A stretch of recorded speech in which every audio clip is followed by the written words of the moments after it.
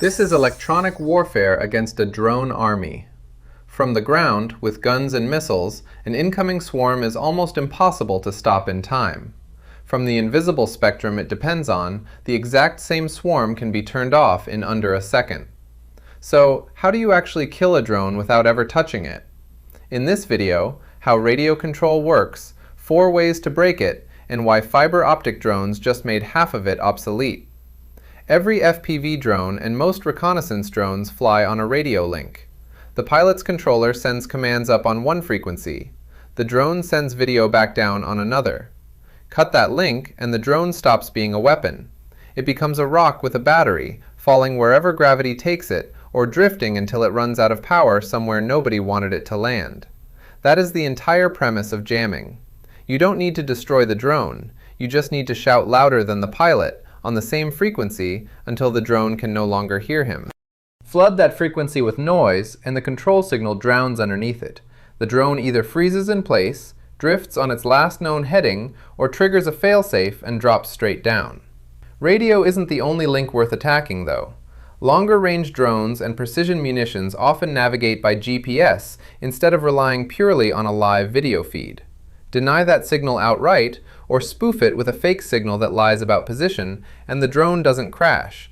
It just believes it is somewhere it isn't. Some wander off course and land quietly in an empty field, far from anything they were aimed at. Some fly a wide, confused circle until the battery gives out. Some fly straight back over their own launch site, which is either an embarrassing accident or, if the spoofing was done on purpose, exactly the intended result. This is why entire regions near an active front simply stop having reliable GPS. Phones lose their location. Civilian aircraft get diversion warnings hundreds of miles away. It isn't a malfunction, it's a deliberate dome of denial, built to blind anything flying through it that depends on a satellite signal to know where it actually is. Jamming isn't free, though, and drones fight back. Modern systems counter a jammer by hopping. The controller and the drone switch frequencies dozens of times per second, following a hopping pattern that only the two of them know in advance. A jammer locked onto a single frequency simply misses every time the signal jumps away to the next channel. So jamming systems escalate to match it. Instead of hunting one frequency, they flood the entire usable band at once, brute force instead of precision. It works against a moving target that can't be predicted in advance, but it burns enormous power to pull off continuously, and it jams everything sharing that band, friendly signals included. Which is why the more advanced systems don't jam constantly at all. They wait. Paired with a small radar or an acoustic sensor tuned to the specific whine of a drone motor, the jammer stays silent until something is actually detected inbound, then switches on for exactly as long as the threat is in range. It's a compromise between blinding the sky and going deaf yourself. No single jammer can cover an entire front line by itself. Real electronic warfare is layered, the same way real air defense is layered. A soldier might carry a small backpack jammer that protects just himself or his immediate position. A vehicle mounts a stronger system that throws a bubble a few miles wide around it. Large fixed stations sit further back and create what's known as a jamming corridor, a dead zone that can stretch for miles along the exact roads and river crossings that any drone would need to fly through to reach something worth hitting. And jamming cuts both ways. The moment a jammer switches on, it becomes the loudest thing on the battlefield in its own right, a constant, powerful signal broadcasting from a fixed patch of ground. Direction-finding equipment can triangulate that signal from several miles away, sometimes in under a minute, and hand the coordinates straight to whoever is holding the artillery. So every jamming crew is making a quiet trade the moment they power up: deny the sky to the enemy's drones, or stay hidden. Rarely both at once for very long. None of this is new either. In 1943, British bombers started dumping thin strips of foil out the window during night raids over Germany. It was literally codenamed Window.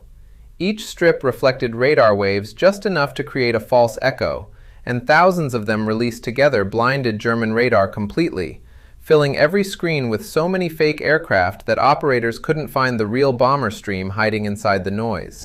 It worked so well that German night fighter losses to radar-guided interception dropped sharply for months, before new countermeasures caught up.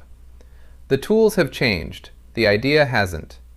Then, exactly like now, whoever owns the signal owns the sky above the battlefield, regardless of how many aircraft or drones either side actually has in the air. Chaff didn't need to shoot down a single fighter to change the outcome of a raid. Jamming doesn't need to shoot down a single drone either. It just needs to make the enemy's own equipment stop working at the moment that matters most. Which is exactly why, in the last 2 years, both sides in Ukraine started fielding fiber-optic FPV drones. Instead of a radio link, the control commands travel down a hair-thin spool of cable trailing behind the drone as it flies, sometimes for 10 or more miles. There is no frequency to jam and no GPS signal to spoof, because there is no wireless signal involved at all. A drone like this can fly straight through the densest jamming corridor on the planet and never even register that the jamming exists, which is exactly why they're now the weapon of choice for hitting targets along roads that used to be considered safe simply because they sat inside a jamming zone. The trade-off is real. The cable limits how far the drone can fly. It can snag on trees, fences, or power lines mid-flight, and once the spool runs out, that's it. There's no reeling it back in for another attempt. But right now, it is the one answer that jamming simply cannot touch, and it has forced an entirely new arms race in the opposite direction. Instead of hunting a radio signal, both sides are now learning to hunt the spool of cable itself, and the operator sitting quietly somewhere at the other end of it. 3 mistakes keep showing up in how jamming actually gets used. First, over-relying on GPS-guided systems with no backup way to navigate, so the instant the signal gets denied, the entire unit goes blind at the exact same moment, with no fallback plan already rehearsed. Second, jamming without any coordination with your own side, which knocks out friendly radios and friendly drones right alongside whatever you were actually trying to stop, sometimes doing more damage to your own communications than to the enemy's. Third, leaving a powerful jammer broadcasting from one fixed position for too long. That signal is a beacon. The crew running it just told every artillery spotter on the other side exactly where to aim next, often before the jammer has stopped anything worth the risk. None of these 4 methods is a permanent answer on its own. Radio jamming gets beaten by frequency hopping. Frequency hopping gets beaten by flooding the whole band. Flooding the band gets beaten by fiber optic control. And fiber optic control eventually gets beaten by whatever comes after it. This isn't a fight anyone wins outright. It's a race that resets every few months, and right now, both sides are running it at the same time on the same stretch of front line. The next war for the sky won't be won by whoever builds the biggest drone. It will be won by whoever controls the spectrum that drone depends on, right up until someone builds a drone that doesn't need